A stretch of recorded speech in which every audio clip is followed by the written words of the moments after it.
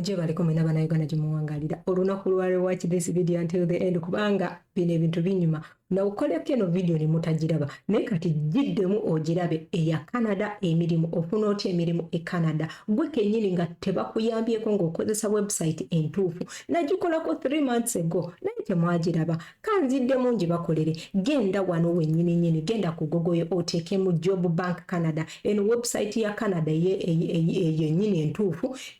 entuufu etali yabafere jangu wano eno link eri mu bayawo ogikwatemuko wonoogikwatamu ogenda kujja ku page efaanana bweti wonoojja ku page efaanana bweti gwe kennyini ogiraba eno page efaanana bweti emirimu mingi oba okitegera emirimu mingi tosobola gimalayo giigyo emirimu mingi giigyo nga bw'ogirabawo naye tulina ekintu kye twagala kubanga ebiseera ebisinga gino emirimu tegitulabawo batya nti wobeera nga waliwo okubeera nga oli yanga Canadian ng'oli mwana muto ng'oli mu Canada ne wabeerawo indigenous people ne wabeerawo newcomers in Canada oba ng'oli mupya bano abaana muli Canada muli jangu okuone wano bwe wati then otandika okuapplyinga bw'onoojja n'okuona wano bwe wati then gundi egenda kukyukamu onoonye omulimu gw'okola ki gw'oyagala oyagala mulimu ki then otandika okukola ki okunoonya emirimu kati kino si kyekindeesa olunaku lwalero njagala ku concentratinga ku foreign candidates from outside Canada omuntu ng'oli Dubai oli Qatar oli Kuwait oli mu Saudi Arabia oliwo wona naye ng'osobola okukola ki okubeera ng'oyagala otambula oli Uganda come here and you say apply okwatewo awo wennyini kati wano tugenda kukola batya wano ekibuuzo kikubuuza are you in Canada which is no so wano kyetugize waliwo foreign candidate from outside Canada oba okitegedde foreign candidate outside so jangu wano eno bakubuuza what do you really want oyagala kubeera nga oli barista oli kuuku oli caregiver oli construction any job gwenga gwasomerera ng'ogulina ng'osobola ogwogerera mugenda kukola interview before they give you the job jangu waneeno oteekewo ekintu ky'oyagala oba okitegedde awo kanze kanteekewo kuuku kati wenteekawo kuuku ogenda kujja waneeno ogambe search wonoojja n'osearchinga ogenda kujja wano emirimu giigyo then okwate okati tugeze ogwo bwe gutyo ogwa kuuku mu bba kati wonoogukwatamu ogwo omulimu then bagenda kuleetera wano eno gukugambe verified biki biibyo bakugamba wano education secondary high school graduation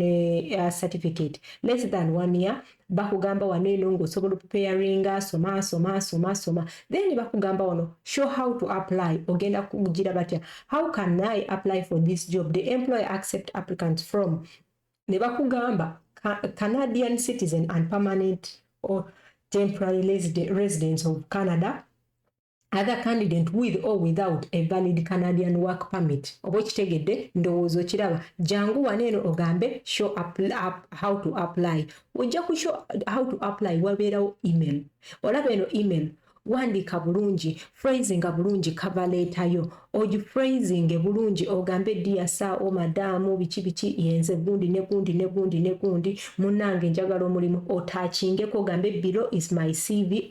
ataachingeko bannange bino ebintu bituufu nti gwe kennyini mukwano gwange Esther yabikozesa bino ebintu n'atambula abaana mubadde mubalaba bembadde ndeetaawo abamu ne bagamba munnange Abannayuganda bajja tusaba ssente ewaka kyobulaba we don't want to come but use this thing abaana batambulako nga ngitaddeyo era nja kuba mbaddizayo programs ezo ze nakola ne mutaziraba cause nowadays I get new subscribers ate temuddayo mabega ku watching those kind of videos so kambalageko endala gundi gye njagala okubalagako katono eroddeyo gwe omuntu wenna ng'oli constructor nti omulimu gwonna gw'okola like as in any job tugambe wano ki nti oli constructor oba construction oba constructor oba byonna gwonna omulimu gw'okola ki gwenga gwe wakola jangu waneeno emirimu giijo ate no kikwewunyisa gino emirimu ekirungi kyayo tegigenda kuzoganya nnyo nti ate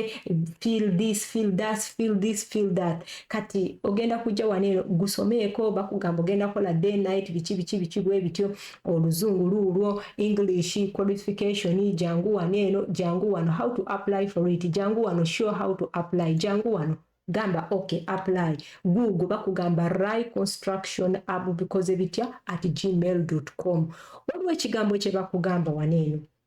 wammanga bagamba report a problem with this job kyoba omanya gino emirimu they are not supposed to ask you any single coin kubanga guno emirimu gino gyonna bwegyapplyingirako what they do naye kyoba omanya basikama bagiyingiramu naye kyoba omanya wobanga gwe kennyini